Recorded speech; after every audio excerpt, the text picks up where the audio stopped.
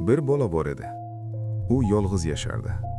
Har kecha soat 3:07 da uning uyidagi eshik asta-sekin taq, taq deb taqinlay boshlardi.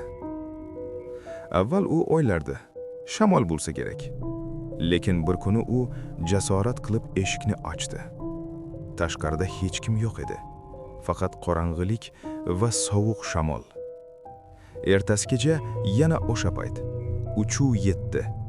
Bu safar taqillatish kuchliroq edi. Taq, taq, taq. Bola qo'rqib ketdi. Lekin yana ochdi. Hech kim yo'q. Lekin bu safar polga bolaning o'z izlari yonida yana boshqa izlar bor edi.